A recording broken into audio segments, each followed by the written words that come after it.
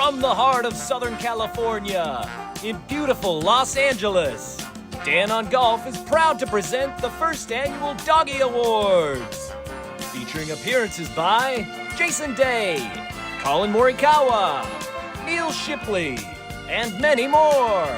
Now here's your host, Dan Rappaport. I don't know if irony or sophomoric humor of the term Doggie Awards really hit me until I just heard someone say it in like a serious tone. The Doggie Awards. Doggie. Yeah, but like doggy is like, if you say doggy to someone, I mean, it depends on how you say it. Like if I say like doggy, Yeah. you know, like there's a pretty clear connotation there. And I don't think it came up one time in any of our discussions about calling this Doggie Awards. It's either what a child calls a dog. Yeah, yeah. Or what you something call else. your friend. You know what I mean? Doggy. Yeah, it's my doggy. It's my doggy. We What's hang up, out. doggy? We hang out doggy style. You know? Oh, yeah. I didn't think of that. No, it's there you go. we're doing an award show for the very first time. I'm sure you guys missed us terribly last week, but there was literally no PGA Tour event.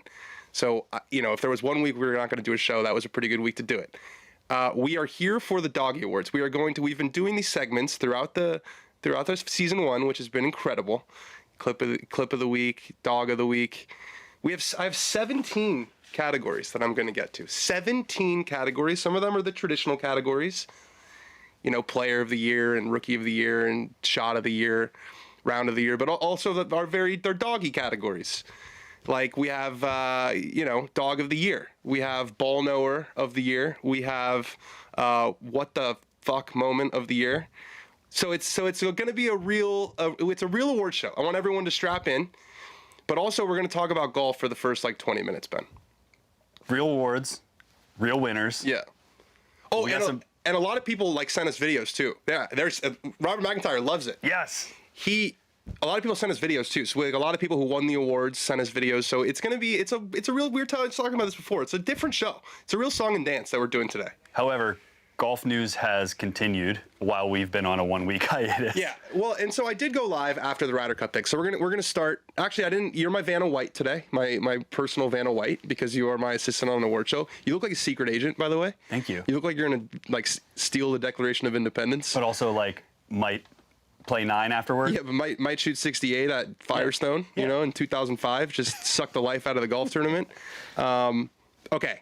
We're going to start with, we talked about the golf news. The biggest news that's since we've come on air is the Ryder Cup picks.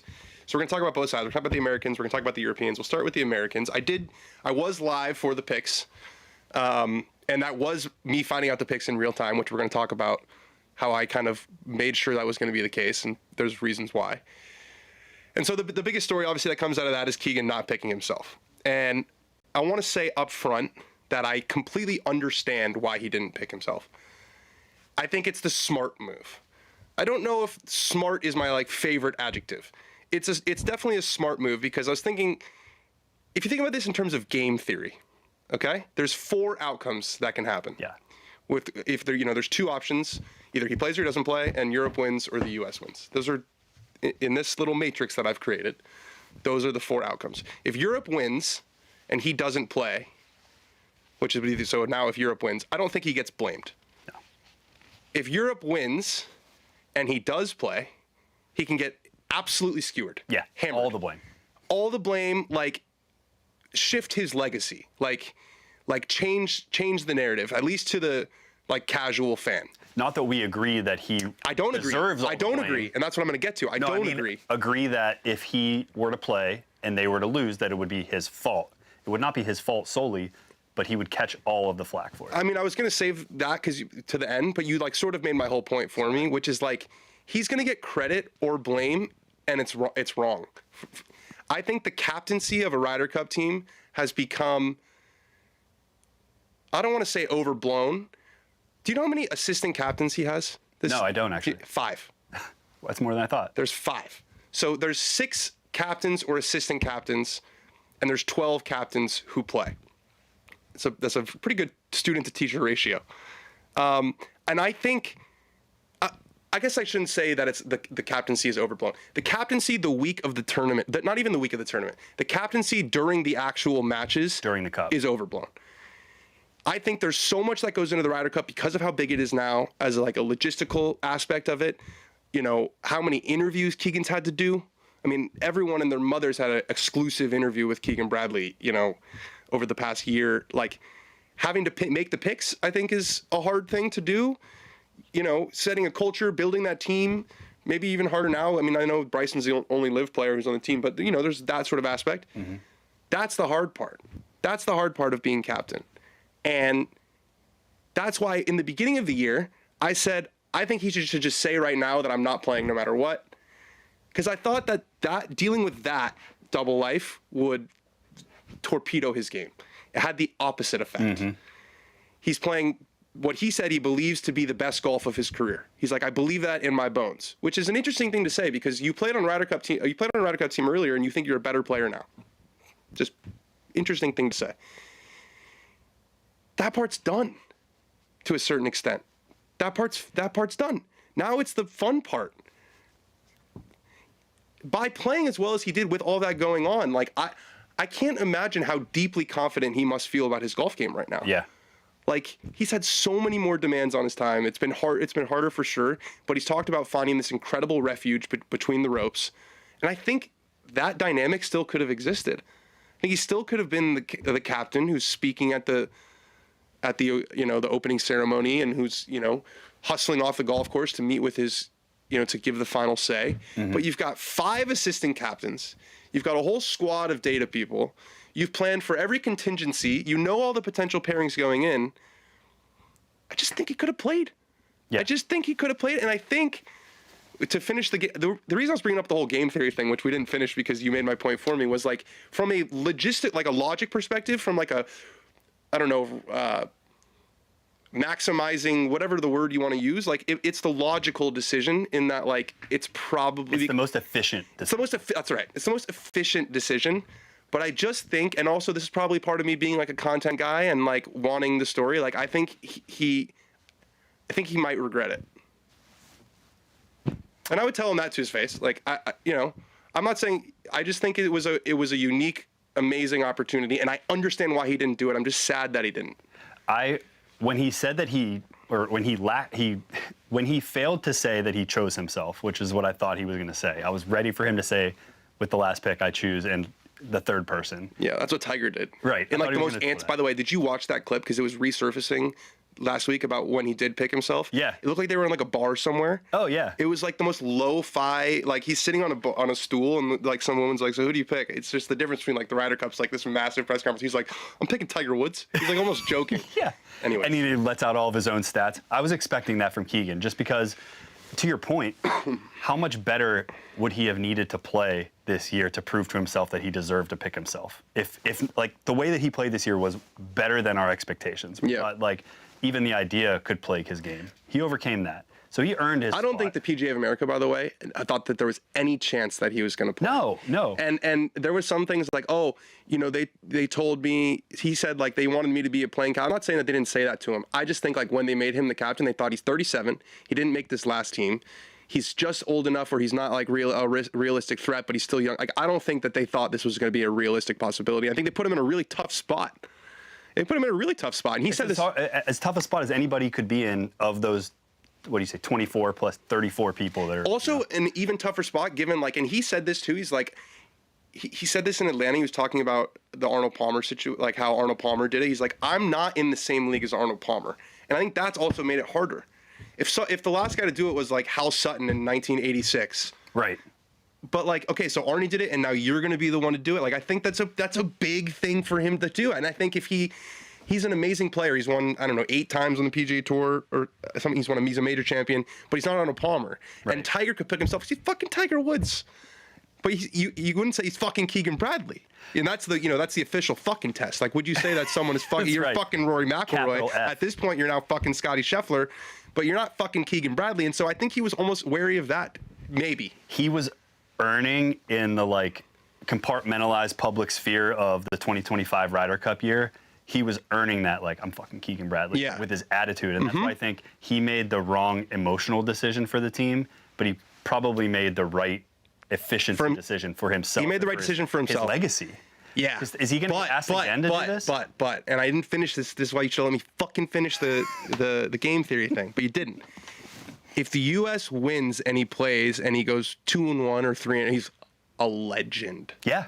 A legend. So he's going crazy, firing up the Bethpage crowd. He makes a birdie and then he puts the headset on. Makes a birdie to end his match and then puts the headset on. Immediately turns around. No post-game interview. Sorry, Cara Banks, you're going to have to wait on this one. I'm putting the sunglasses on. Get me my golf cart. I mean, I really did think we were getting it. That's what everybody wanted. James Corrigan told us that we were getting it. We'll get to that in a second. Okay. I thought that was pretty good on Keegan Bradley. That was pretty good, too. On the flip side, Europe. Way less heat in these. Way less heat. I imagine we won't spend nearly the same amount of time talking about this. What scares me the most. Yes. I got a little heat for saying straightforward for my picks, but I stand by it. I think from obviously it's not like, I'm not saying straightforward, like screw the guys who didn't make it. I'm just saying from a captain's perspective, I thought it was pretty straightforward. Yeah. So joining the auto qualifiers are John Rahm, Ludwig Oberg, Victor Hovland, Sepp Straka, Shane Lowry, and Matt Fitzpatrick. And I thought as soon as Rasmus Højgaard made the team, by the way, so you know how Shane Lowry was in an interesting position that no one knew about, but I was talking about it. So you know how Rasmus needed to finish 20th to get that spot? Mm-hmm. Shane Lowry, if he played that event, would have had to finish 63rd because he was ahead of him to begin with. And he was qualified for that event, but it was the same week as the Tour Championship. Oh, so if he would have played and finished 40th, Rasmus doesn't get in. Correct. Rasmus doesn't auto-qualify.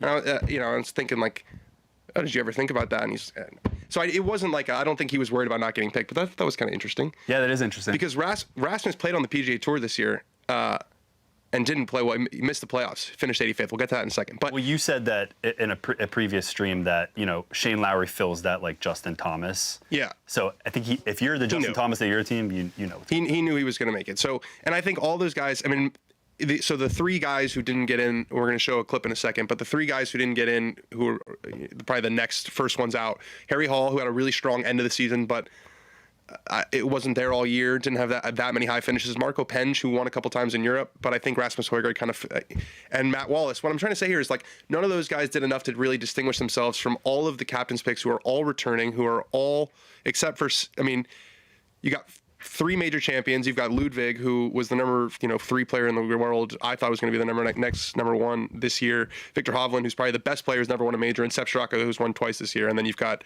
major champs in Rahm, Lowry, and Fitzpatrick. They all have experience. Fitz is playing really well. He's been in the final group the last 2 events that he's played. Like, I have a very hard time finding issue with any of those picks. Yeah. Great shout, by the way, in the middle of that all. Victor Hovland is the best player to never have won a major. We were asking ourselves, who is that person now?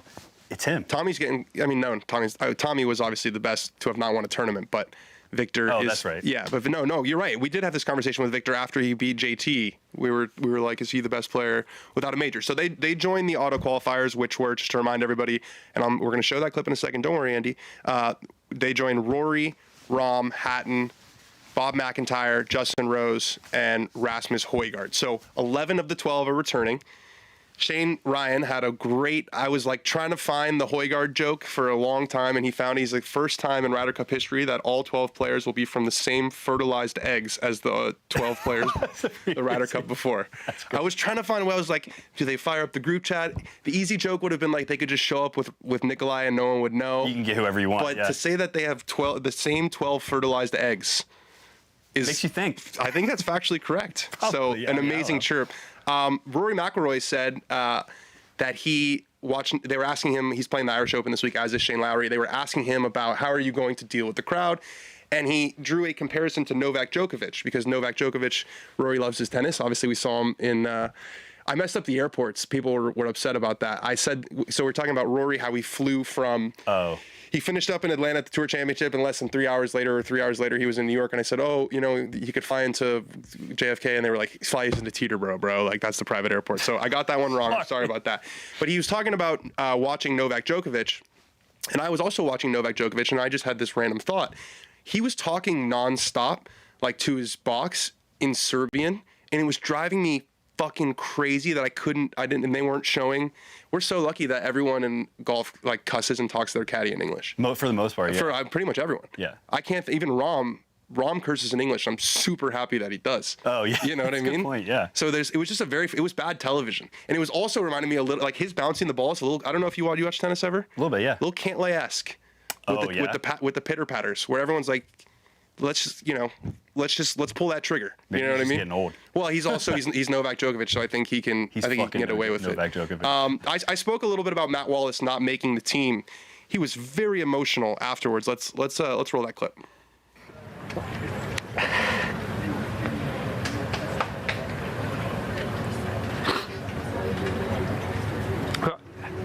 You got to think at this point he knows he's not making it. Like they hadn't been announced yet, but. Oh yeah, it's almost as if he just got the call. Yeah, that's what it looks like. I'd never give up on the Ryder Cup, you know. I just won't. So that's it. Thank you for chatting, Matt. Yeah, it shows how much it means to them. Yeah. I don't know if I've ever seen an American who didn't make it like burst in tears in front of a microphone.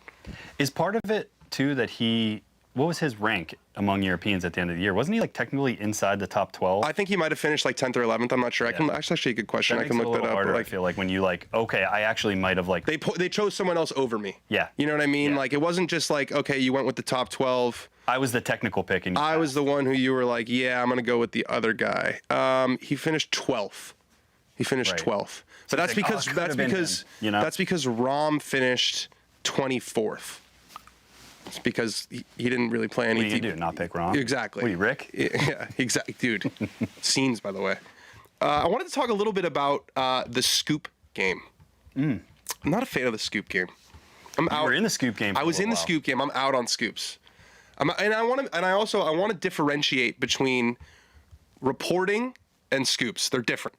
So, like a couple hours before we did the show, Pablo Torre came out with this big story. I don't know if you saw this. That basically the Clippers, what he's saying is that the owner of the Clippers signed the star player Kawhi Leonard to this like fakakta endorsement deal, paying him like $7 million a year to do nothing as a way to basically circumvent the salary cap. He signs for less money with the Clippers. There's this sort of under the table agreement. That would not have seen the light of day if Pablo Torre didn't like crack open the case. That's reporting. That's reporting. That's different. That's hugely valuable to society, like uncovering that sort of thing. Yeah. But I just finished up with a soccer transfer window, and I probably spent 2 hours every day. Rumors. On yesterday, I read an article that was the 150 transfers that went down. I could have saved all of that time by waiting literally a week. Yeah. And seeing what happened. And it's almost like monetizing impatience. It's like, and it reached its like, I was going to say peak, but nadir is probably a better word. When like they had to tell Woj, you remember Woj, like the NBA, they had to tell him to like stop ruining the draft because like 30 seconds before a draft pick would be made, he would just tweet who the draft pick was going to be. And it's like, what are we really doing here? And someone reached out to me and was like, I know the Ryder Cup picks. Like, do you want to know what they are?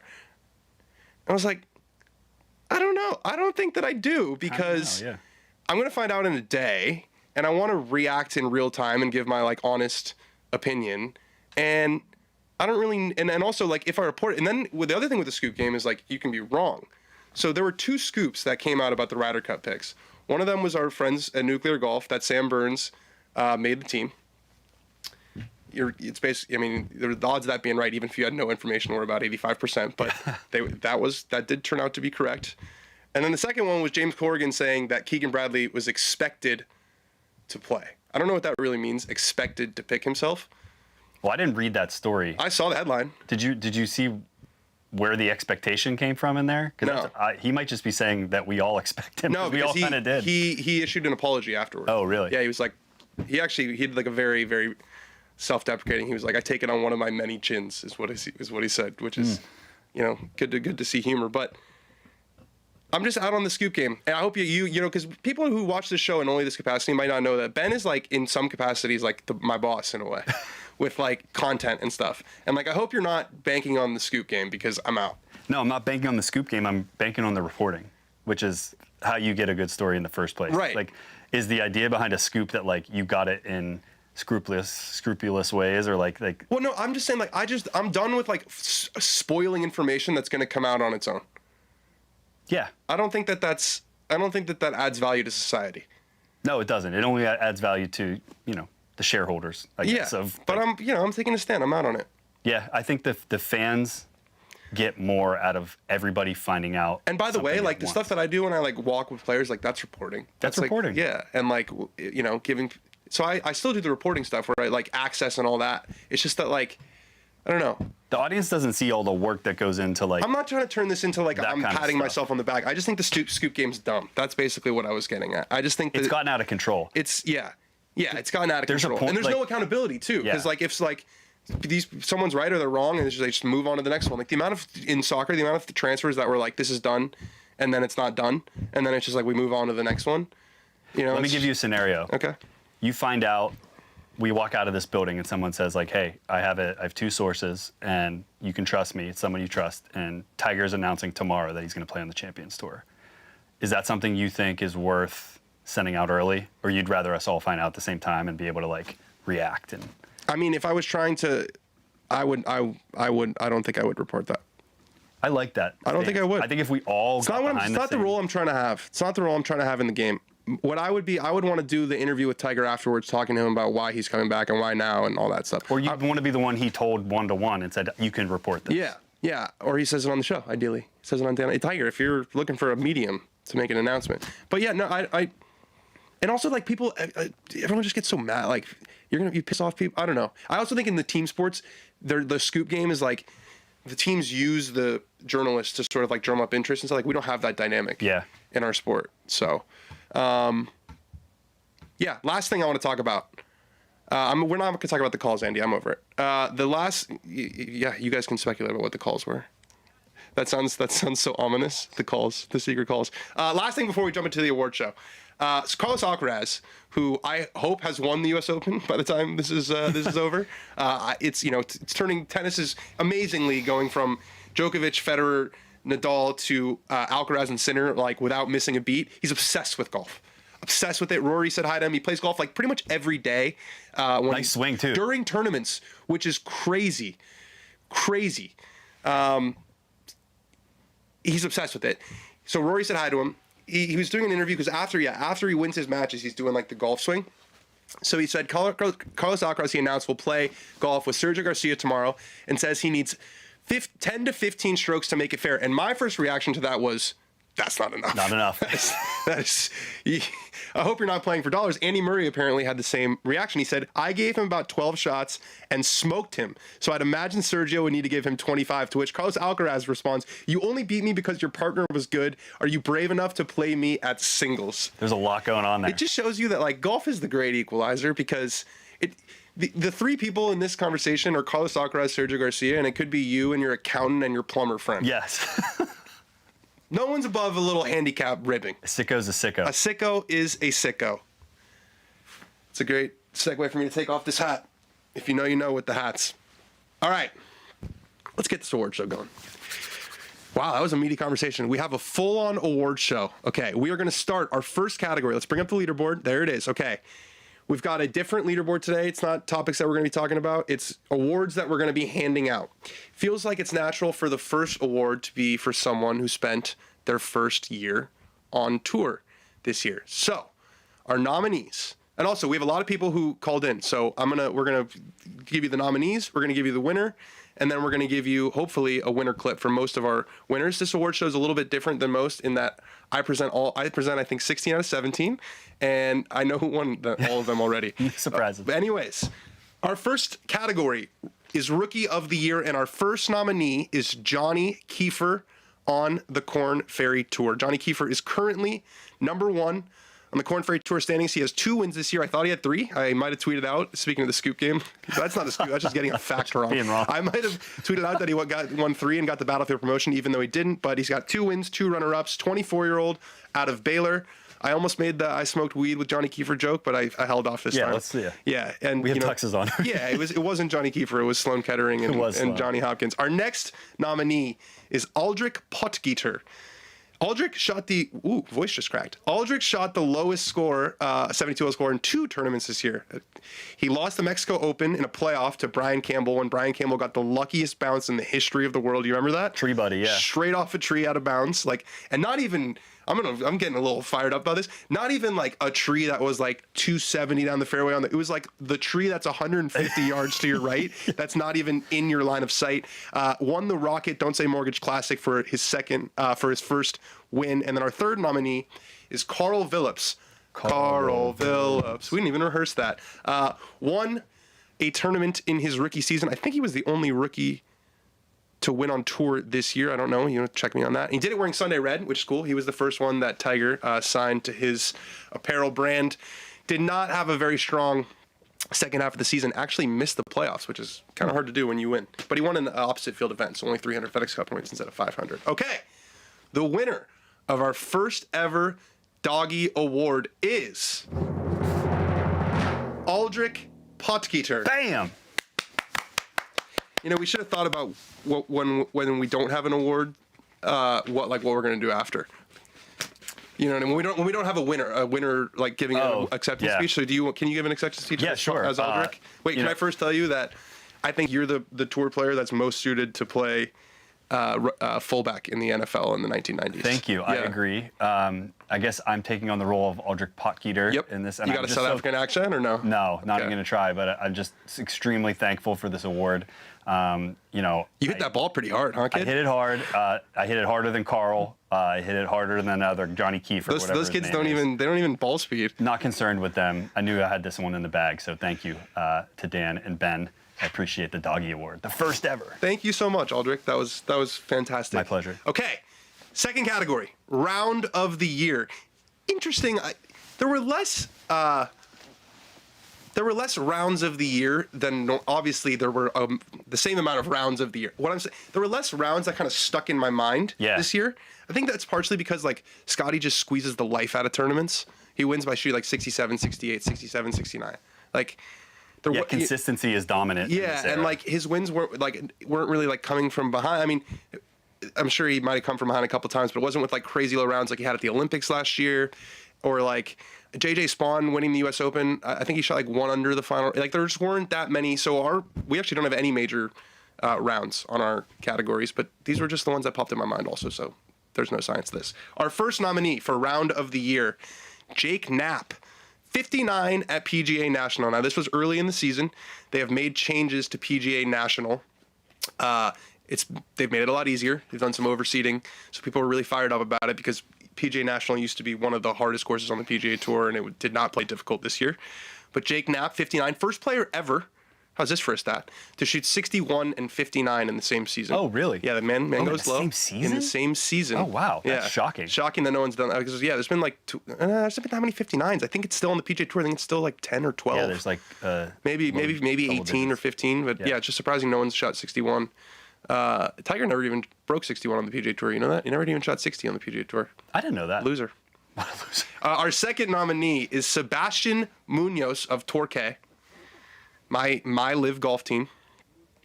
He shot 59 with a double, which is the live was tweeting that's the first time it's ever happened in a I almost said in a PGA Tour event, in a pro golf event? A professional that they could find.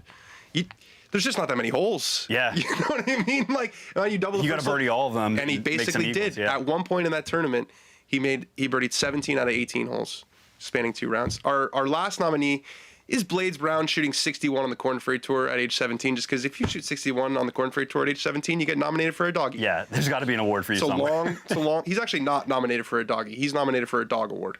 A dog award. He's a minor. That's right. Not anymore. Oh, Jesus.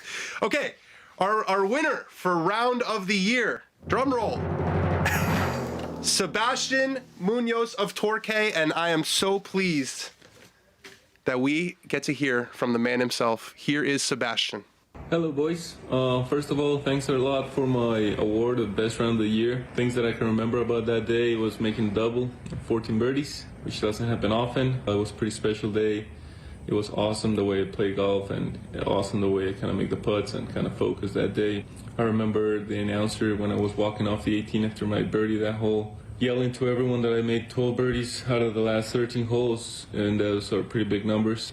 I just wanted one more, to be honest, and I was able to focus up and, you know, trying to live in my own bubble and make it happen. So really happy to shoot a 59, really happy to win that week, and I needed all those birdies to beat John at the end, so it was well worth it. Last thing, my trill ain't a trill.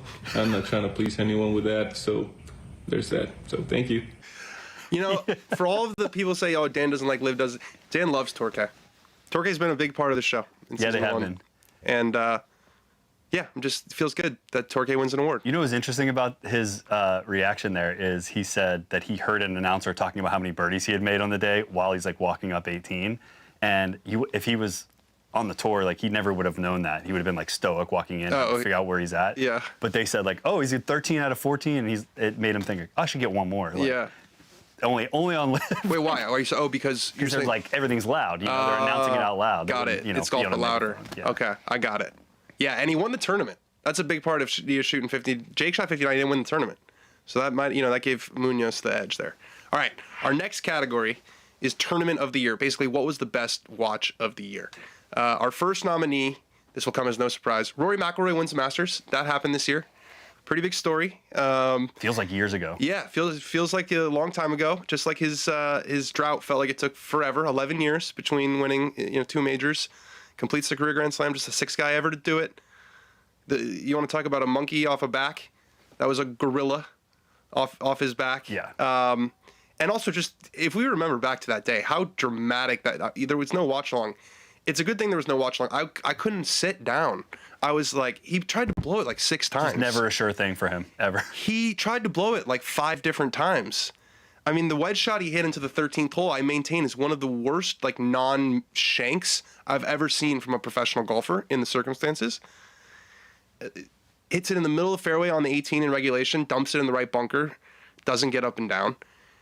Justin Rose is making birdies left and right. You're like, oh my God, he's... And also interspersed in that, he eagles 15, is with like the shot of his life, hits the most incredible shot into 17 to make birdie, where he's like, go. Remember, he's like begging. He's like, yeah, go. 17, It goes. And then he promptly bogeys 18 for the playoff. It was a roller coaster to end all roller coasters. You know what I didn't think about enough was that if he lost, he was going to lose to Justin Rose, and everybody would have been pretty happy about Justin Rose getting a green jacket, and it would have ruined things. Like, nope, they wouldn't have been happy. It would have been a Stuart Sink, Tom Watson situation all over again. 100%. You think Rosie 100%. And Sink? People don't hate Stuart Sink, but people love Rosie though. That's what I'm saying. I don't think people would have been happy. I think it would have been worse for Rory if Rosie beat him than if like somebody he had, like if Cantlay. Or if like Bryson beat him. Or Bryson, yeah. That's my take. Interesting. Our second nominee, Keegan Bradley, defeats Tommy Fleetwood at the Travelers Championship. This was a great watch. What a watch. It was a great watch because Tommy Fleetwood was still chasing his first win. You had Keegan, who was sort of on the periphery of Ryder Cup talks, wasn't really being talked about as a playing captain. That win changed everything. The crowds wanting Tommy to win his first, but also loving their New England kid, Keegan Bradley. There was a lot. And the crowds, I should say, at Travelers are always awesome. Like that tournament feels big when you're there. An amazing finish with Keegan making that birdie at the last and Tommy kind of gagging it on the way home. It was a great watch. Our third nominee is Ryan Fox defeats Sam Burns in the never-ending playoff. This got a nominee just because they did something I'd never seen before on the PGA Tour. The guys, they played the 18th hole over and over in the playoff, and they both just made par 4 times in a row. So they moved the pin position instead of usually with playoffs. They might go like we play 18, then 17. They just move the hole, new hole, and Ryan Fox hit an incredible shot to win that tournament. Remember 3 wood on the green. Was it enough to bring home the doggie? I think everyone knows who's going to win this one. Our winner for tournament of the year is Rory wins the Masters. It was written in the stars. There were some of these awards that were hard to decide. That wasn't. It does feel like a long time ago. It does feel like Scottie took a lot of the oxygen for the second half of the year. That's what happens when you win every week. That was the best tournament of the year. I'll have another hot take. If Scottie wins 3. Oh, I need the trophy. Yeah, here's the trophy. There it is. If Scottie after the Masters wins last 3 majors of the year, I think we still give Rory winning the Masters the round of the year. Well, and I think it speaks to Scottie Scheffler winning the Masters versus Rory winning the Masters, a very different viewing experience. Oh yeah, because of the context that surrounds them. Because of Rory's like, go.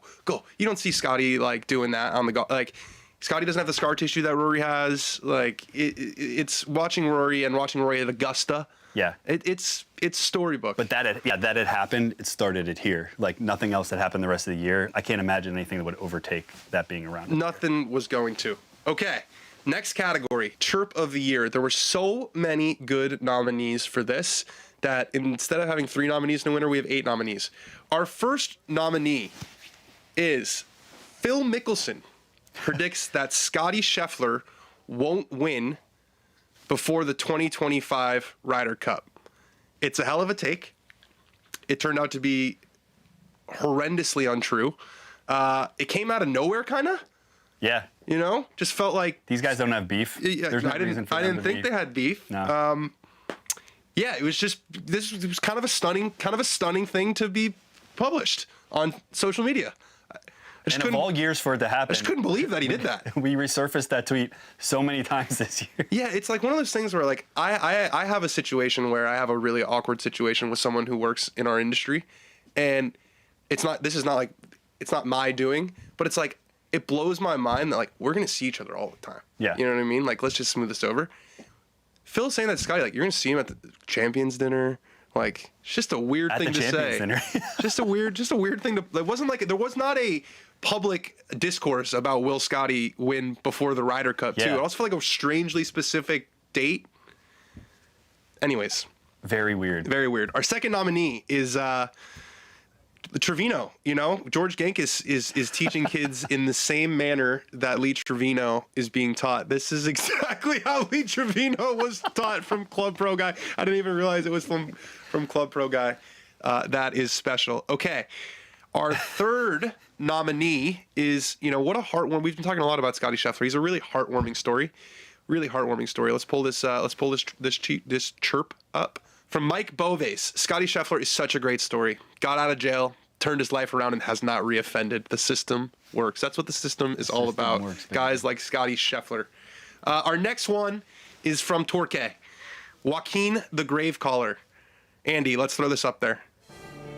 No, we're not. No music today, Andy. No music. I can't do it. This army started dead last and has been fighting its way back with fury at the. This army started dead last and has been fighting its way back with fury at the. It's basically just Torquay going crazy about Joaquin Niemann. It was a fun little side plot the whole year. Nice bit. Okay, our next nominee is this. This was a fantastic late submission for the year. Trying to aim point to split the G. I was so mad at my guys trying to aim point his Guinness glass to see if he can split the G. I was in Ireland for it felt like years. Golf is my entire life. I drank a gazillion Guinnesses. How did I not come up with that? I think we were in Ireland drinking Guinness when that tweet dropped. How did I not come up with that? It's the most how that will everything I may or may not accomplish in my career, that will always be a stain on my resume. I still think about that. That I did not come up with that. It's that good. Our next nominee is Bennett Scheffler. We see a lot of this kid. They bring him around, as they like to do, and he wins a lot. So Bennett Scheffler was not that impressed when Scottie won the Open. He said, Jeff Eisenman said, Bennett Scheffler is like, what's the big deal? We do this every Sunday, and it's got Bennett Scheffler looking at the camera like, what is the big deal? If he keeps winning, we're going to see it's like, so it's like the Truman Show. He's already been on our show once. He's got the Nike, he was on our show when we interviewed Scottie. That's right. That might make an appearance later in the Doggie Awards. Let's see. Maybe. Our next nominee is, again, about one of our Torquay stars, Joaquin Niemann. He's one of the best players in the world, says Jadon Takes. Waco is a top 5 player in the world when Daft Punk is playing in the background. Facts. It's just really funny. Just facts. Just really funny. Not that complicated. Okay, our 8th and final nominee is Chris Powers. Couldn't have a Chirp of the Year competition without Chris Powers in it. I would say he would be our season-long FedEx Cup champion of Chirp of the Year. He's got the most, but he might not win. Yeah. He won the Comcast Business Top 10 for Chirp of the Year, but he might. I don't know if he's going to win the FedEx Cup. For the Tour Championship. The points are wiped clean. Christopher Powers says, "Is he the best golfer? No. Does he have at least a win or 2? Also, no. He does have a win now. Not 2. But is he likable and easy to root for? Again, no. Does he inspire confidence that he'll surely, at some point, finally get it in the future? No. Couldn't win because it was very funny. This was a nod to Chris Powers, but he won. So Yeah, it didn't hold up. it didn't hold up. Okay. Oh, we have 3 winners for this one. Because I just loved them so much. They're all too good. Our 3rd place winner of the bronze is George Gankis, molding kids in the method of Lee Trevino. Lee Trevino did. There it is. Just, I don't think there's enough hands on that young child's body. The winner of our silver is Aim pointing to split the G. I thought we should do silver because he used 2 fingers. Oh, it could have interesting, yeah. It could have easily been gold. It is just one of the funniest. It's just Jade on Beach, your hero. I want to, I might do like an invest. It's like a burner. Yeah. I want to talk to that guy. I want to shake that hand. It's sometimes like humor's so good that you have to pay homage to it. Like I want to put that in the rafters of Twitter, X, whatever it's called. But the winner of the Doggie Award, this is a very sought after one. For Chirp of the Year, is Phil Mickelson saying that Scottie Scheffler will not win before the Ryder Cup. Phil, he won 5 times, including 2 majors. So Phil could not be reached. Phil didn't give us a video. Yeah, but our next category did. Ben, I think, are you going to present this one? Yeah, if it's what I think it is. It is what Toss you think me the it envelope, is. my brother. It is what you. Oh, I didn't do that so hot. Nicely done. Okay, Ben, run us through the category and our nominees. All right, I don't have the nominees in front of me. I'll feed them to you. This award is the Sartorial Moment of the Year. Let me give us a little context. Felt like there were more this year. Oh, yeah. There was, and I don't know if you said you were paying attention to amateur golf and junior, college golf for the first time because of me. I don't know if it's just because we've been talking a lot more and you're a sartorial gentleman, but or maybe it's golf fashion. Golf fashion's having a bit of a moment. It has been, yeah, for a few years, and I think it's reaching its what was the word you used earlier? Zenith. Yeah, I didn't use it, but it's a good one. Yeah, I think we're reaching sort of a peak. Interesting things are happening, but it's bled into the PGA Tour and professional golf. Reaching our apogee. Apogee, yeah, it's a nice word. Wow, it's like we're wearing tuxedos. Yeah, it is. Yeah, the golf's new fashion wave has secured its place in the golf sphere, and it's finally bled into the PGA Tour. Guys are starting to wear stuff that's not what it always is, and so you'll know. But our first nominee, I should tell you, is actually outside of a PGA Tour event, which gave people a lot of an opportunity, a platform to show off some non-golf outfits. So tell them what the nominee is, and then I'll describe why they're a nominee. Okay, so our first nominee is it's really the walk-in outfits at TGL. We have Tom Kim in a quite the number here. But like I said, this was a new thing for golf. Yeah, so we didn't really have a walk-in moment in golf the way that the NBA has a tunnel. TGL gave us that, and soon after it started, Tom Kim showed up wearing Bodie, which real ones will know is a pretty high-end fashion brand. But it was fun. Like people were reacting to like what the fits that people wore. You could tell the guys were obviously like putting some effort into it. I think we'll see a lot more effort this year. Season 2, I think the tunnel is going to be a thing. Our second nominee is a guy who you knew was going to be a nominee because he is the origin of a lot of the fashion chatter on the PGA Tour. It's Jason Day with the sweatpants at Pebble Beach. I've called him the modern fashion icon. I think it's a reluctant title for him. I don't think his personality is matches up perfectly with that.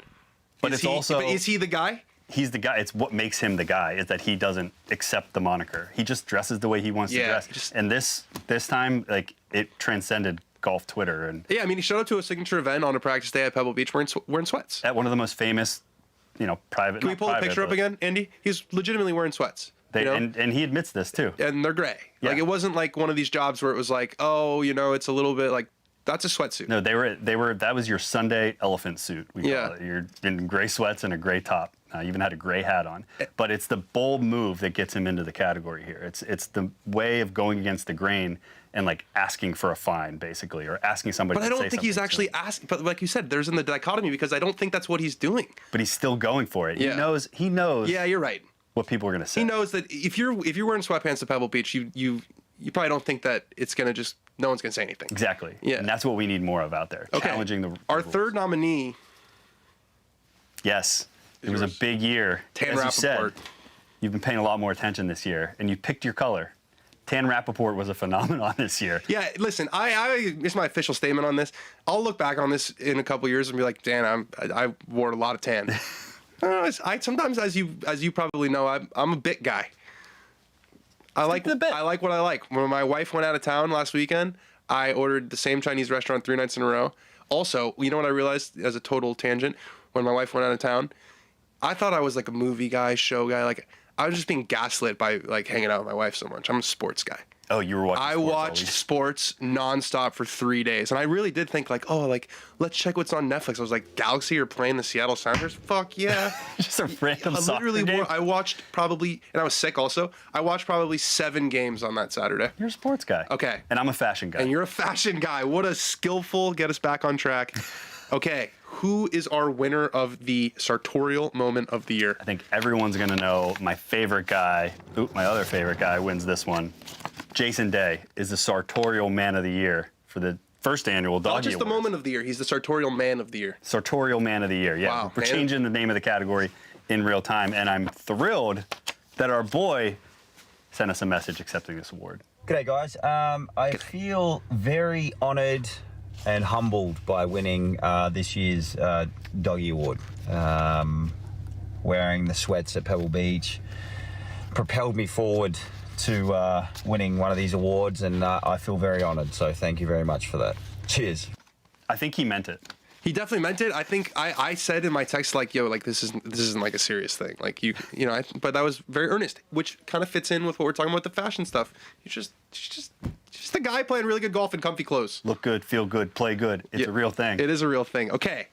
Winner interview of the year. So we have to give a huge shout out to the PGA Tour for facilitating probably 25 winner interviews this year, where we got to interview the winner, which is a really fun interview for me to do because, you know, I spent a lot of time earlier in my career. You know, you go interview the guy who's like having issues or, you know, going through a swing change, or you're trying to kind of get a quote.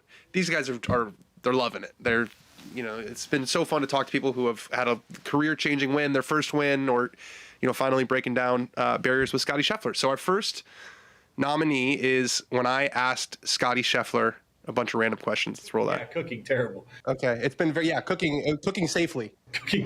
Cooking safely, yes, right. Yeah, that's my final answer. Cooking safely. I'm terrible. Okay, good stuff, man. I'll see you next week. Thanks. See you, Dan. That was good.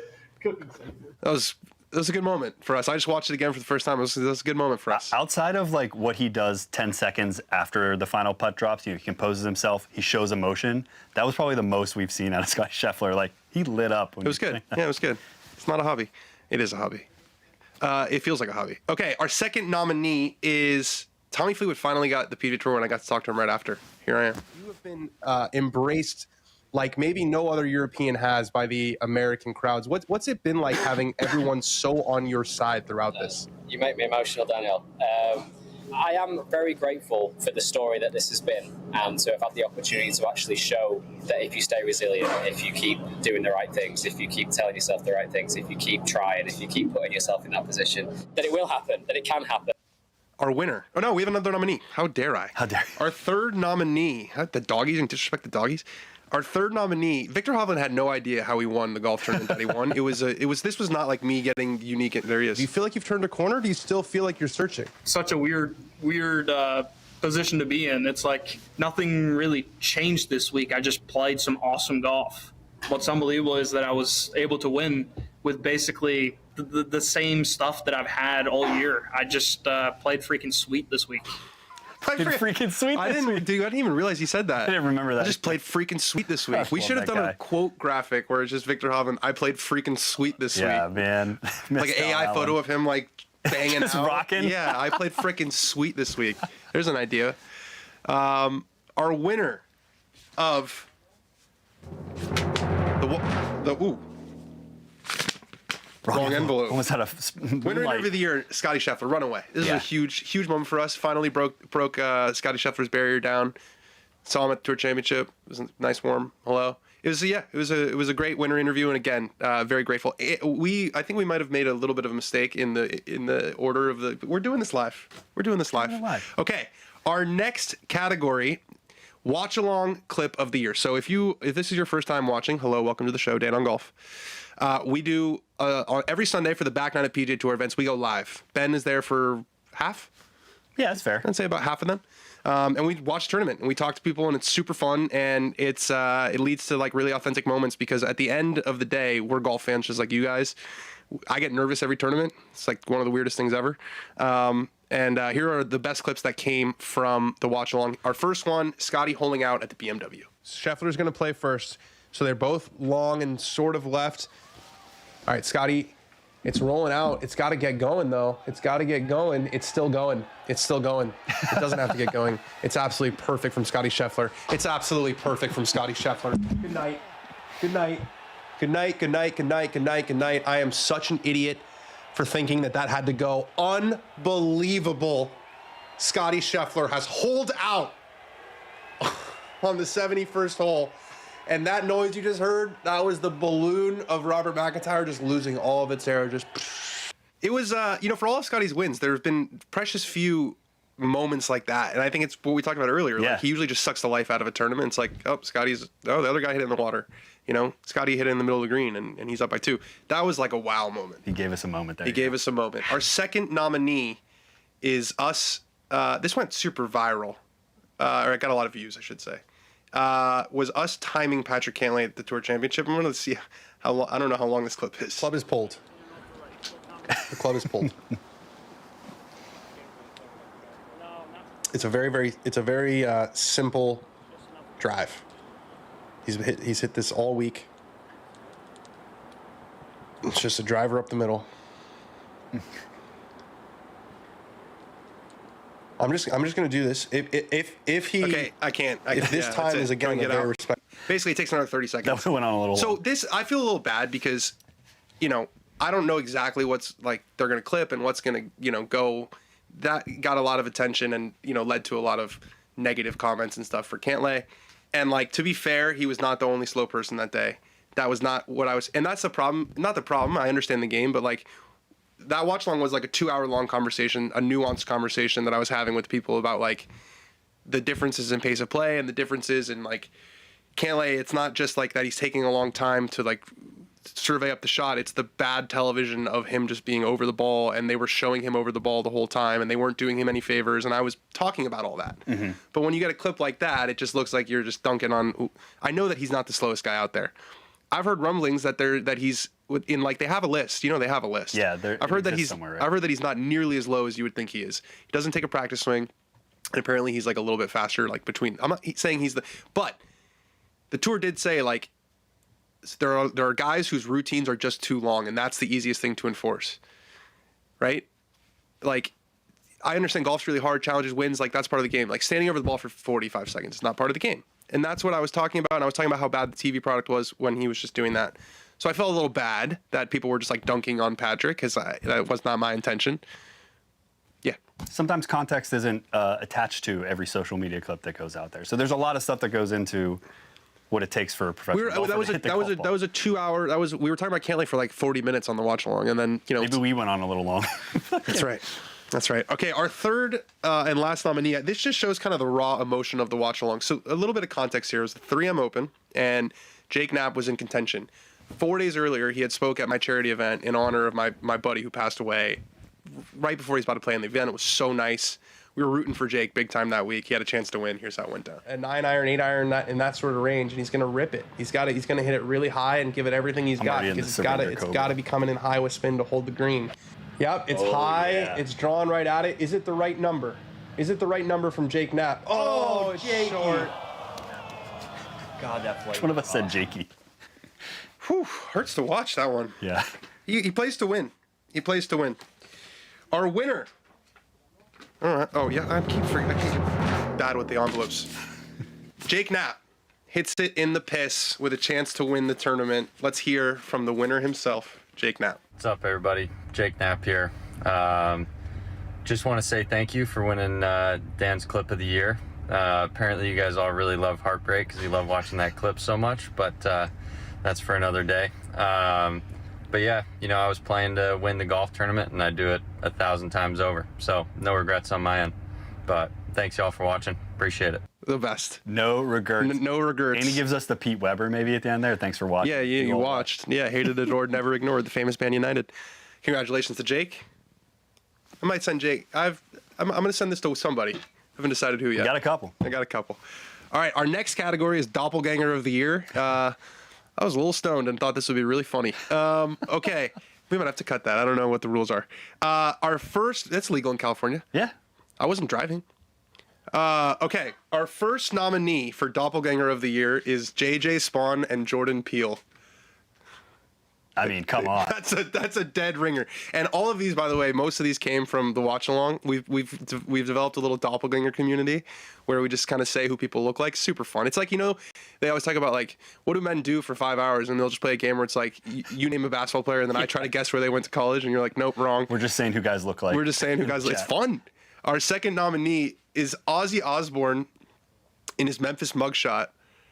Looks a lot like Harris English. Just a random one. I'm pretty sure this was tweeted the week Ozzy Osbourne died. Yeah, R.I.P. to Ozzy Osbourne. That picture was circulating, and some golf sicko was like, Harris English? Yes. And our third and final nominee, Scottie Scheffler and high school Hulk Hogan have a pretty serious resemblance. I mean, come on. I mean, that's what I mean. I think it's one of those situations where you're just, that's not what Hulk Hogan looks like in the public mind. He's got the beard. He looks so different.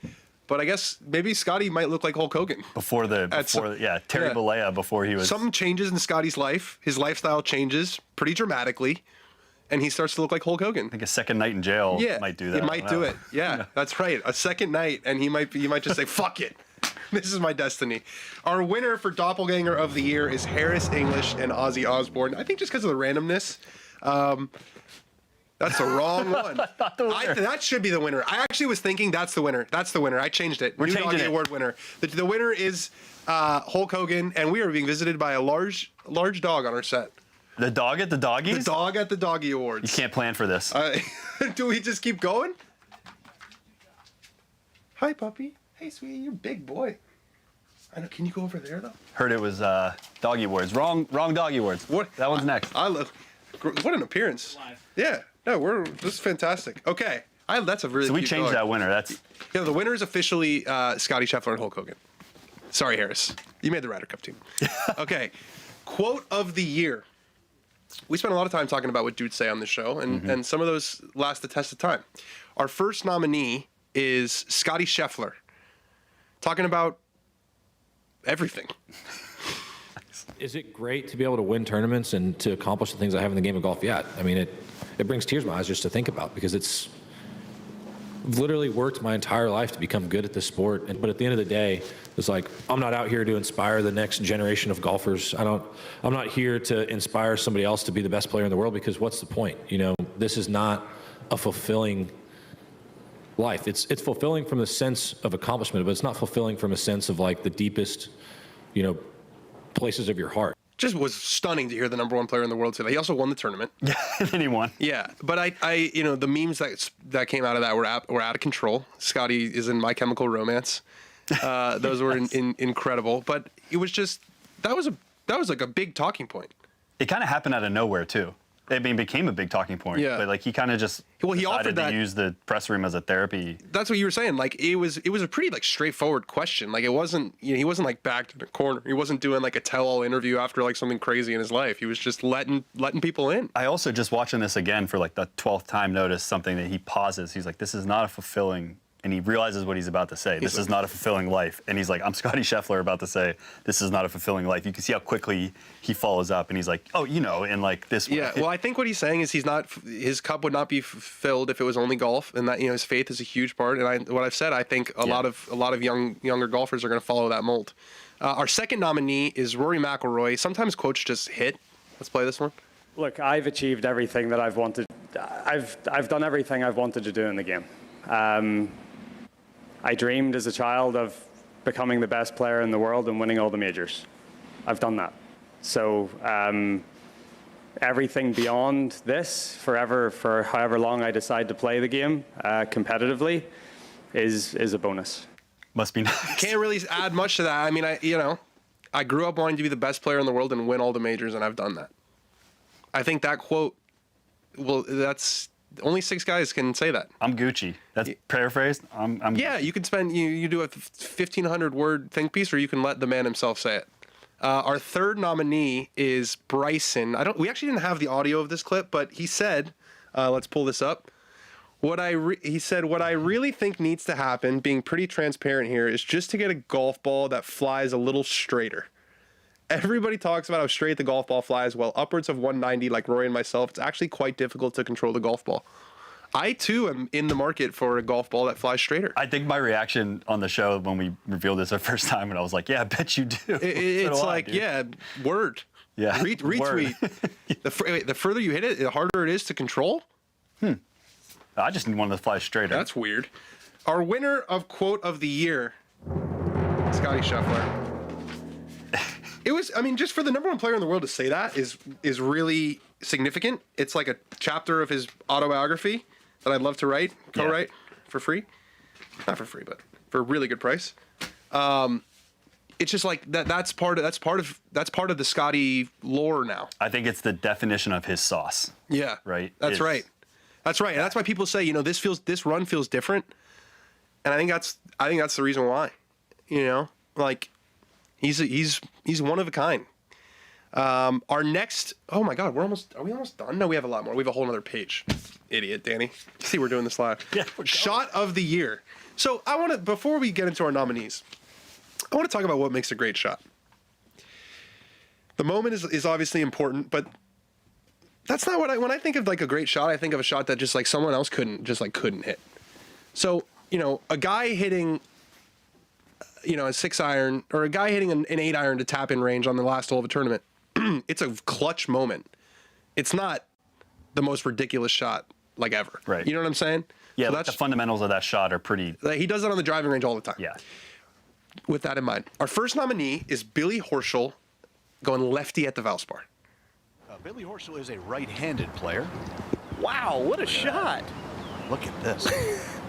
Come on. No way. Kidding. Wow. What in the world did we just watch? You guys did that for a living. Made the putt. That's going to be hard to beat. Once I set the parameters, that's going to be hard to beat. Our second nominee is another incredible chip from Scottie Scheffler at the BMW.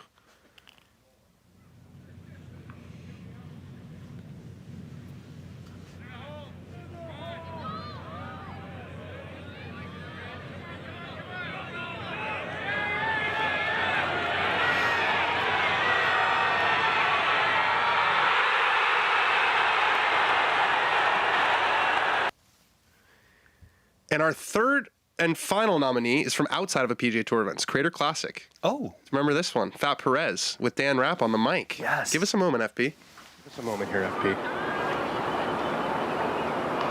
Oh, you just blew on that. Come on now. Do it. Do it to him. Do it to him. Give us a moment, FP. Give us a moment. Right in the middle. Yeah. What a birdie. What a 2. Jump in the water, my man. Dan called it. And there's the Euro. Place goes wild. That's what I said. They live in clips. That clip will live forever. You called. I said to him after, because he was a little downtrodden, he wasn't going to make the playoff, and I said to him as he was walking to 17, I was like, just one clip, and this is all a success. The winner of our shot of the year, you probably had an inkling when I set the parameters, is Billy Horschel at the Valspar. Yeah. Because I could give you, Ben, not 1 bucket, not 10 buckets. I gave you 15 buckets, and you're not doing that. No. We're gonna hear from Billy himself. Here's Billy Horschel. What an honor it is to win this Doggie Award for Holy Shit Shot of the Year. I know there was a lot of contenders out there for it, but I think when you look at the complete golf shot and understand what I did and the result and making birdie, and I probably tore my right hip and had to have surgery 2 months later because of it. I mean, what other player can say that they gave their body up to win the Holy Shit Shot of the Year? Only one can, me. So yeah, what an honor it is to win this award. It's gonna go somewhere up there with some other trophies, but we'll find the place for it. That's my first time watching that clip. I think I sent him, calling it Holy Shit Shot of the Year, because obviously he thought that's what it was called. I think he just broke some news that he tore his right hip with that shot. Yeah, I didn't realize that was when it happened. So maybe, yeah, that shot of the year only grows in lore. Wow. And I think we're going to send him the award because he's the only one who said that he was going to put it up in his trophy mantle right next to the memorial. And he named it the Holy Shit Shot. The Holy Shit Shot. We just called it Shot of the Year, Billy. Well, no, I sent him Holy Shit Shot of the Year. I think I meant to rename it that, kind of in line with the parameters, right? because like if a guy hits an 8-iron to like 3 feet to win a tournament, you're like, holy shit. Right. It was the holy shit shot of the year. And he made the putt. And he tore his right hip. All right. Our next category is Tantrum / Agro of the year. Basically, just the best tantrum or just the biggest tantrum. Our first one, Joaquin Niemann almost breaking his caddy's wrist and every bone in his hand at the Open. Let's watch this. Look at this. Look how close this was to disaster. Oh, I mean, by the way, that was the caddy's last week on the bag. I'm not connecting those two dots. Not connected. I also think that he must have broken that was after he, there was all this narrative about Joaquin, right? He wins 5 times on Live. Can he do it in the major? He finishes 8th at the PGA. Everyone's like, okay, maybe he's finally broken through. He's going to do this. That was to make a bogey in the last hole and definitely missed the cut. I think he broke every wood in his back. Many people are saying he did it again when John Rahm won at the end of the Live year. Yeah. And not him. If only we got to watch the Live documentary. I'm sure it'll be in there. Yeah. Our second nominee is Wyndham Clark. Yeah, we actually have two Wyndham Clark entries here. The first one is at the PGA Championship. He wasn't very happy with his tee shot on this hole, and he chucked the driver backwards into the stanchion behind him, which is a scary thing to do. It also was kind of funny because it was a T-Mobile sign and T-Mobile's on his hat. It's on his hat. So he issued a notes apology pretty immediately for that one. And then it happened again at the very next major, but this one didn't happen on the broadcast. This was a spicy one. Wyndham Clark, this was from Nuclear Golf. I guess Pat Mayo had it. I don't know. So sources tell me Wyndham Clark is no longer permitted on Oakmont property. The reason why is he damaged the locker room pretty good. And then this story took on whole new life when he gave a canned apology, or a delayed apology, I should say. And Oakmont was not happy about it. And yeah, that letter got out there that he has to donate and go to counseling. And as we've talked about, our take on this is there's two people that are kind of two wrongs don't make it right. Wyndham acted like an asshat in the locker room. The Oakmont reaction is a lot. It's country club reaction. It's he also, in his apology, the first time he came back, and he was basically like, I just would like us all to stop talking about this. Yeah, I want to move on for Oakmont's sake. Yeah. Our final nominee of the year is Shane Lowry. Not a fan of the conditions. Look at his ball. Plugged. Hits a bad shot.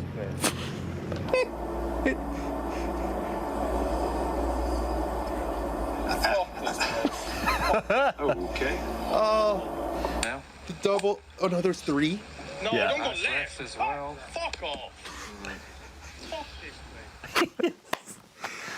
There's something. I didn't realize it was 3 of the 4. I didn't realize it was 3 majors. So funny. Just hates. I love Shane. He just, that's his that's clearly a thing he says. Yeah. I don't think he's saying fuck this place. He probably feels bad after when it's a place he likes. When he's saying fuck this place, he's saying the place I'm in mentally. Yes. He's saying the state of golf I'm in. You could just fuck this overall environment that I'm occupying right now. He's not saying fuck the golf course. Yeah, it's like the Talking Heads. This must be the place. Yeah, exactly. What they say. Oh, what a great place Scottie Scheffler's in. Shane Lowry's like, fuck this place. I'm in a bad place. I want out of this place right now. Our winner of Tantrum Agro of the year is Wyndham Clark. Yeah, because he did it twice. You got 2 nominees. 2 nominees. Two is greater than 1. Oh, our next one. I'm very, very, very, very, very, very, very excited for this category. Ball knower of the year. We got a lot of people who know ball in our universe, but there's 3 in particular who know ball a little bit better than most. Our first nominee is a guy who joined our show a lot in the beginning, and there was a little hiatus, and then he was back at the end. Our man Rick Gaiman making our picks. Rick. Pick for the Genesis this week. Yeah, I don't think it's super crazy. I'm going with Ludwig Oberg, and despite the 3 rounds that we have seen him play most recently, where he's been quite literally vomiting on the golf course, and he's been ill, I think we can forgive him. He won the tournament. We started with a bang. It was 22-1.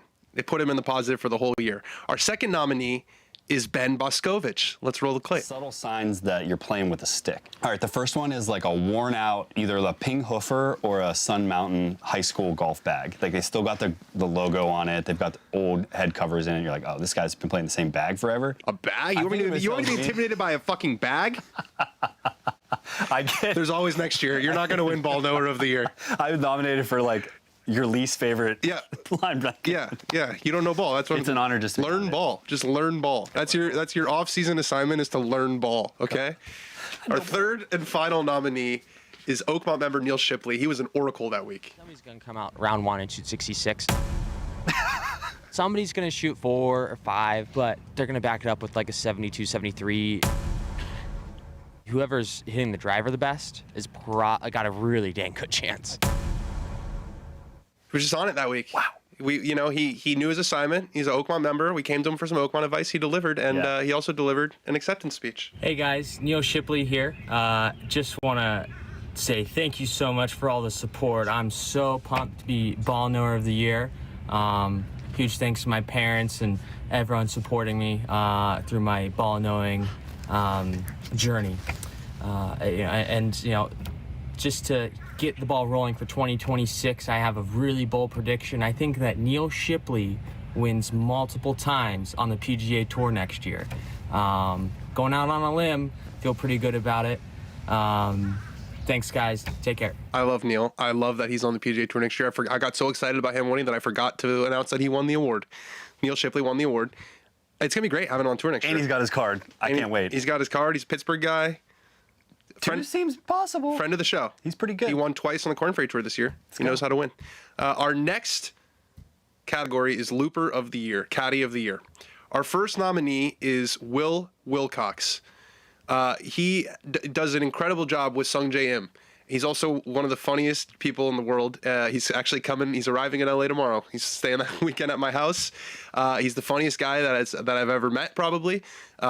Just too pure of a soul for this earth, and an incredible caddy. And I think he's very much. I think his accomplishments as a caddy for Sung J M are very comparable to our second nominee, which is Ted Scott. Ted Scott on the bag for Scottie Scheffler. Scottie Scheffler didn't win a tournament until Ted Scott, took over the bag, won all this time. He would be like 15th probably in all-time earnings at this point with all the money that he has made. And our third nominee is Joe Greiner. Just because I feel like this guy caddied for everyone on the PGA Tour this year. Tapped. He's with Jake Knapp now. He won with Justin Thomas. He was with Max Homa forever. One of the favorites out there. But our winner, and I think it's because of his resume as a caddy for sure, is Willie Wilcox. Absolutely. 27 starts, 3 top 10s. I think it was a remarkable year for Willie Wilcox. Definitely the number one caddy on the PGA Tour in terms of like accomplishment, and he's just. It's this category. He's the best. He's the best caddy out there. This was a little bit of a layup for Willie. I mean, you put Ted Scott. Yeah, in the like category. it didn't feel like a fair fight. What he's accomplished. Let's hear from the winner himself, Willie Wilcox. What's up, DOG family? This is my official acceptance video for the Caddy of the Year Doggie Awards. Such an honor, such an amazing year. 3 top 10s, bunch of misreads, but I had a smile on my face despite the misreads. Did the best we could. I love looping, and my passion for looping is probably what led to this prestigious award. So I'd like to thank all you DOG fans and Dan Rappaport for supporting me. Thank you. So legendary. Thank you.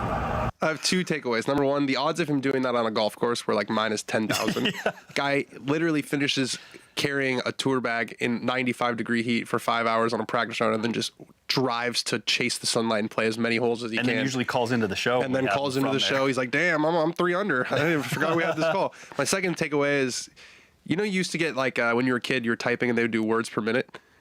His words per minute audibly are... Oh, yeah. He's got that Alabama drawl. Yeah. I love it. It's fantastic. Willie, I'll hand deliver the Doggie Award to you tomorrow. I'm playing golf with him on Friday. Congrats, Willie. Okay, our next topic / award, and when I say / I mean our next award is Executive of the Year. Front Office Executive of the Year.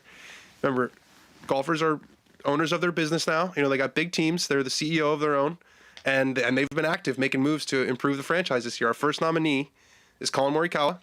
I think there's been a few caddies this year. He's making a lot of changes. He's trying to, this is what front office guys do. In other sports, we make a lot of trades. Guys get celebrated. And in our sport, if they say, oh, what's wrong with this guy? The pursuit of perfection is to be respected. That's right. Our second nominee is Joel Damon. Made a really hard choice. Yeah. Made a choice for his friendship over his golf career. Split with Gino, who's been the only caddy he's ever had. Best friends. They're still best friends. Yeah. That's the kind of hard decision that the CEO of their own business has to make. Our next nominee is Max Homa. also made a really gut-wrenching decision to split with Joe Greiner. You know, it's hard. It's hard for, you know. It's a big year for guys breaking up with their best friends. It's a big year for breakups. And our winner of the front office executive of the year is, drumroll please, it's Colin Morikawa. You know, and making tough decisions is people are gonna have their opinions. But you know what I like about Colin? He doesn't give a fuck. Here's our acceptance speech from Colin Morikawa. Wow, what a huge honor to win front office exec of the year. I've had to make some tough calls this year. Ultimately, hopefully for the better down the road. We'll have to wait and find out. But what a big achievement. He knows. You could see it in his face. He knows it's all tongue in cheek. You know, he made a tough decision. He knows what he's talking about. He's given that wry smile that I hoped he would. Yeah. Fantastic stuff. Front office executive of the year. Well deserved. I gave him an award. He deserves an award, I think. It takes guts to get rid of a guy after he makes an ace at 17 at Sawgrass. It takes guts to get rid of a guy, and then the second, third, and fourth time too. That's right. It's a lot of guts. That was just the first step. That was just the first step. Okay. Our next award is WTF. What the moment of the year. Our first nominee is Keegan Bradley. Andy, I'm gonna say roll the clip and then take your time with this one because the screech is low. It's right at the beginning. Basically, Keegan Bradley makes a putt to win a tournament, and I think there was an eagle that goes off in the background. Okay, let's roll the clip. Everyone be quiet. And win it with one putt. A Keegan comeback, not to be believed. Man, I can't believe that happened. It's hard to watch knowing what we know now that he didn't pick himself. Yeah, I know. That's tough to watch. It is. We're going to talk about that in one of our other categories. That was a what the hell? That was the heavens really. America's winning this. Yeah, that's what that was. Our second, another one from Keegan Bradley. He was big on the WTF moments this year. Watch the way this putt goes in the hole.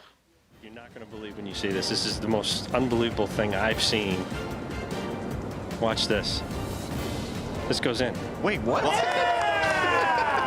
Can you believe that? Did you have a string on it? The craziest part is I've been to East Lake so many times. It's not like, like it's not, and that's why he said it was so crazy, and that's what I think makes the moment even more WTF. Is like he could have been like, yeah, there's a big slope. I just wanted to get it there. Like it's so hard. He was just like, I can't believe that went in the hole. Yeah, he just hit it too hard. But it's just like I've never seen a ball on a slope that wasn't like the craziest, you know, on Mike Strand's golf course or whatever, back in like that. It just does not happen because they wouldn't put a cup on a slope like that. There's rules. East Lake wouldn't cut it on a slope like that. Pirate Island and mini golf might, but not East Lake Golf Club. No, it's so true. It's like he was as dumbfounded as we were. Yeah. The heavens seem to want him to play. Our next nominee is Yosele Ballester, pisses in Rays Creek. I don't even think I really need to say anything else. He pissed in Rays Creek. And he knows what he did, because guess what he did afterwards? Yeah, he said, I really need to pee, didn't really know where to go. And since JT had an issue on the green, I'm just going to sneak here in the river, or also known as Rays Creek, and probably people would not see me that much, and then they clap for me, and he said later that I would do it again. He said he would do it again. I just didn't have an amateur pissing in Rays Creek on my bingo card to start the year. He went to live right afterward. He went to live right afterward. Like, I don't know if I'm going to come back around here. I got to get out of here. Our next nominee, this was a wild one. This was just one of those headlines where you're like, what? Luke Potter talks trash to Rory McIlroy and then gets his phone taken. Let's watch it. I think there's a video. Yeah. So he hits the shot. He walks over. He says, give me your phone. Give me your phone. That's Luke actually to the right. So it was the other kid who had his phone. And it was bizarre that Rory took someone's phone. And then it was like, this guy's like in the USAM. Yeah. He's like one of the best players in college golf. It was like, what's going on? It's like, you're not going to be that long before they possibly could get paired together. Yeah, it was just like, I was half expecting him to win the USAM and then have the funniest first round Masters pairing of all time, because they always pair the defending champ with the USAM winner. Yeah, that was a wild one. Our next nominee, Tiger with the hard launch. With his new girlfriend. Love is in the air and life is better with you by my side. We look forward to our journey through life together. At this time, we would appreciate privacy for all those close to our hearts. Look at the picture on the right. The picture on the right is like smiling through it all. Look at the picture on the right. Can't believe this is my life. Oh God. I mean, the picture on the left is like not. I don't want to normalize the picture on the left. He looks hard in the picture on the left. The picture on the right. Can you pull it up again? With the glasses That's a on? man who was asked to take a photo. With the glasses on? Oh. I actually forgot about this relationship until this award. Yeah, you're respecting their privacy. Yeah, I am. Nicely I am. done. Okay, our next nominee. We got a lot for this. I just could not get enough. I couldn't believe the mowing operation at Oakmont this year. roll the clip. I mean, the boys. Like, I understand it's a U.S. and I so appreciate like the work. It's not. It's more. And this is not. I thought there was going to be one I took with my cell phone. There was. During the tournament, they were like there was a ringleader that they were calling around and like waving everywhere. It was like it was synchronized mowing. This is an army. This is a battalion. Yeah, I guess it just goes to show what goes on to putting the most dangerous the US move I've ever seen. Look at that. That is what my dad told me not to do. Your hand slips, and if that hand slips and Joaquin Niemann's caddy moves his hand a little faster, we're having some gore on this show. We might have had a whole new category. We might have had mangling of the year. The synchronized mowing at Oakmont was something else this year. Our next nominee is Brian Campbell getting the best bounce I've maybe ever seen in my life. Let's roll the clip. Campbell hitting this very low and out to the right. This is dicey. This is going to need a good bounce, and it got one. It hit the trees and came back. Goodness. Came out of the woods. That is the bounce of a career right there, and it's sitting up. Won the tournament. To be fair, won another tournament. Yeah. Won the John Deere. Brian Campbell might hit the ball the shortest of anyone on the PGA Tour. He won twice this year. That's fucking impressive. That's cool. Shout out to Brian Campbell. Our eighth and final nominee is Angel Cabrera. Just kept on winning golf tournaments after getting out of the Slammer. He was in the Slammer. This is crazy. And then he just kept winning on the Champions Tour. He won a major with the AC logo on his hat. We put him in our Masters ranking. He was so hot. He just kept winning. Out the Slammer. I think he was ranked last, but he was in the ranking. He just kept winning. Our bronze medal goes to Keegan Bradley's reverse putt going in because that was just like that was a true like. Some of these others are like, wow, that's wild. That was a true like, what the fuck? Yeah. Like how'd that go in? Our bronze is Luke Potter. This was just like, there's headlines sometimes that you need to read a few times in order to really digest. This one was like UT golfer has phone taken away from Rory McIlroy. It's quite the moment. That's our silver. Our gold, the winner is gold like the urine. It is Yosele Ballester. I didn't know where you were going. Empties hog in Rays Creek. Oh my God. Yeah, it was just, hard to beat. Hard to beat that in this category in our sport. It was a dumbfounding moment where you were like, no. You're like, no, I can't be right. Does he know? Yeah, I think there was something that was lost. Like I'm giving him the benefit of the doubt. I don't think he was like. I feel like this goes one of two ways. He was either like had a bet with one of his friends at Arizona State, like I'll piss in Rays Creek if this is tails, which he's a psycho if that's the case. And the second one is he just like didn't really like understand like what he was doing. I think it was an emergency, and he was like, "There's not a place on this course that I'm supposed to piss at all." He said, he apologized later in the week. Fantastic category. We didn't get a clip from Yosele. No. I didn't ask, to be fair. Okay, I've been looking forward to this one all day. This is our second to last category. These are big. Dog of the year. We've done dog of the week every week on this show. Now we're going to do our dog of the year, and we define that as someone who's just a dog. They show dog mentality. This game kicks you in the teeth over and over again, and you just got to keep coming back. Our first nominee is Jonathan Keane. This was an incredible story. Jonathan Keane was the caddy for my group when I was at Lahinch. Said, I'm trying to get into the South of Ireland Championship. It's at my home course. I've been caddying here since I was a kid. Wins it. Won. It's a Francis we met scene on the 18th green. No Guinness was safe in Lahinch that night.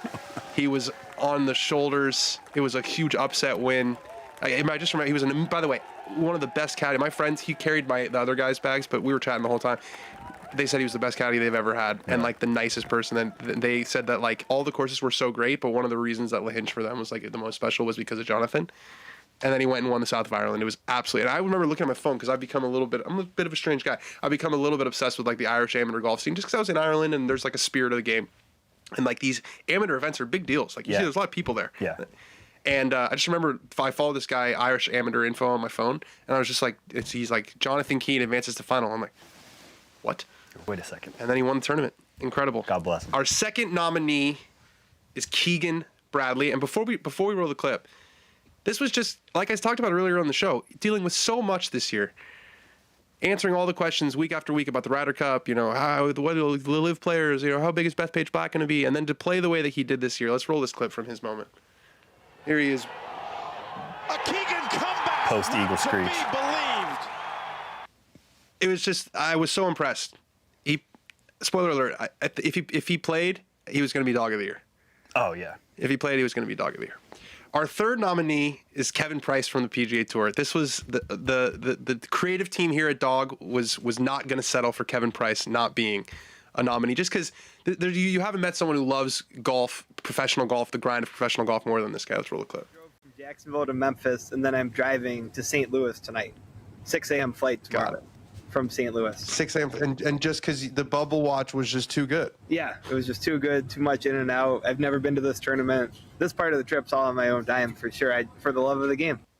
Driving through the night to go to Memphis, or was it Memphis or was it? Memphis, Memphis. Yeah. To go to that tournament voluntarily. Rory wouldn't even take his private jet there, Takes dog mentality to get yourself there. Dog mentality. The winner, this is a huge one.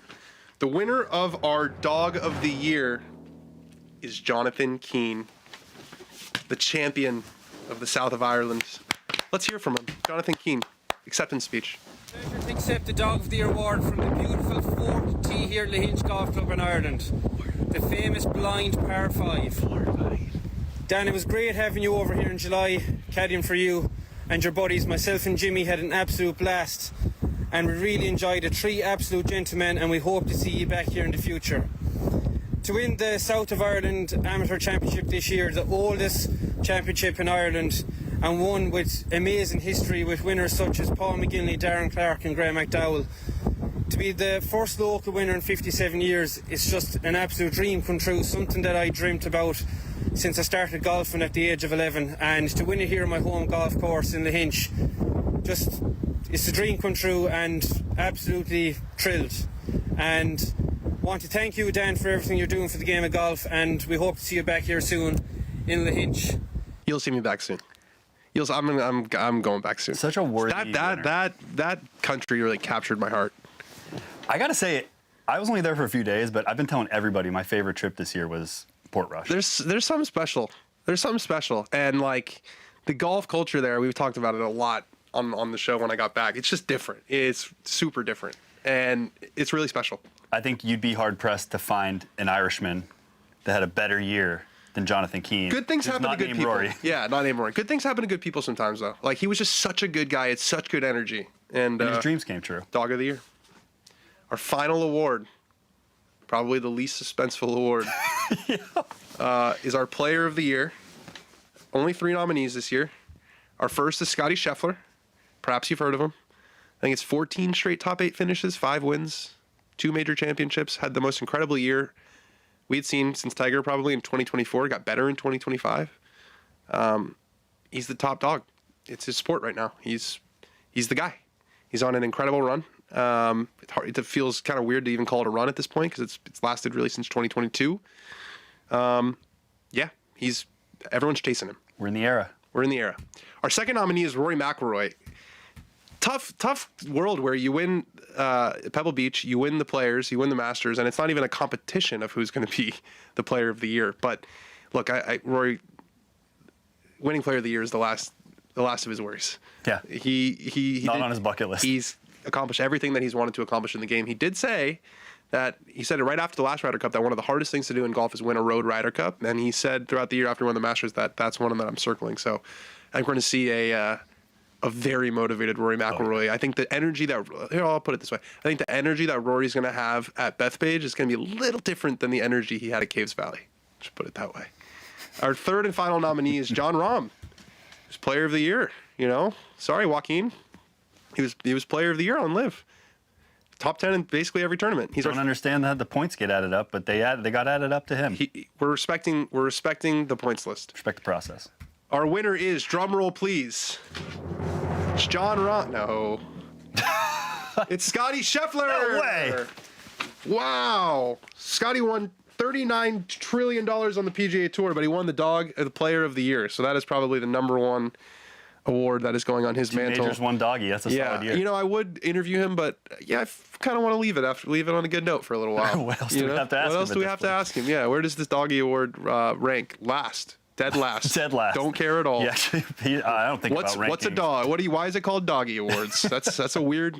Is it a joke or something we got to address? Yeah. Something we got to address. Something we also have to address for next year. I'm pretty sure that all of the first nominees won. Oh, the first person. Like the first person listed, I think they won like 15 of the 17 categories. Shout out to you if you're. So if you put that together, that was an Easter egg. Yeah, that was. You're a real sicko. We love you. You're a real sicko, and we love you. Wow, we did it. We did it. We did it. 17 categories. Whew, I'm Golf's spent. biggest night has ended. Golf's biggest night. I'm in a tuxedo and I'm wearing sweatpants underneath. It's pretty fun. I'm full. Yeah, you drew a rough end of the stick today because you had. It's also like the hottest day of the year in LA today. Yeah, it is. Sorry. Thank you so much for watching. That was so much fun. We had an idea with the show to do it live, and we talked about doing an award show at the end. So this was kind of a thing that we wanted to wear tuxedos, and we did. So a fantastic Doggie Awards. Obviously, there's more golf that's coming later in the year.